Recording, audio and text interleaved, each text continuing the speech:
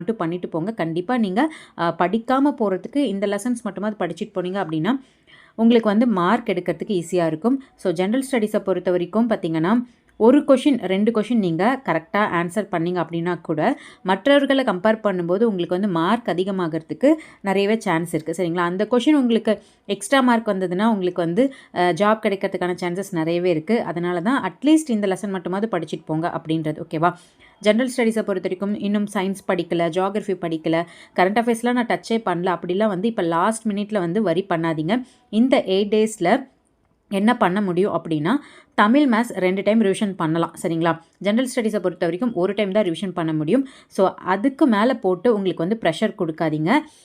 So இன்னும் நிறைய படிக்கணும், இதை படிக்கல அதை படிக்கல அப்படின்ற மாதிரி உங்களை போட்டு ஸ்ட்ரெஸ் பண்ணிக்காதீங்க. இது வரைக்கும் என்ன படிச்சிருக்கீங்களோ அதை மட்டும் ரிவிஷன் பண்ணுங்கள். ஜென்ரல் ஸ்டடீஸில் நான் சொல்லியிருக்க லெசன் மட்டும் ஒரே ஒரு டைம் ரீட் பண்ணிக்கோங்க. இப்போ பாலிட்டியில் என்ன படிக்கலாம் அப்படின்றத பார்க்கலாம். பாலிட்டியில் பார்த்தீங்கன்னா 6th ஸ்டாண்டர்டில் தேசிய சின்னங்கள், இந்திய அரசமைப்பு சட்டம், உள்ளாட்சி அமைப்பு, ஊரகமும் நகர்ப்புறமும். 7th பார்த்தீங்கன்னா அரசியல் கட்சிகள், மாநில அரசு, ஊடகமும் ஜனநாயகமும்.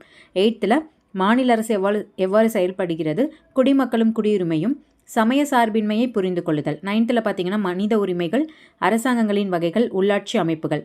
10th 3 lesson. இது ரொம்ப ரொம்ப இம்பார்ட்டன்ட். நீங்கள் இதற்கு மேலே நான் சொன்ன எந்த லெசன் படிக்கல அப்படின்னாலும் இந்த 10th 3 லெசன் மட்டுமாவது படிச்சுக்கோங்க. இந்திய அரசியலமைப்பு, மத்திய அரசு, மாநில அரசு. ஓகேங்களா? டோட்டலாக பார்த்தீங்கன்னா பாலிட்டியில் ஒரு 50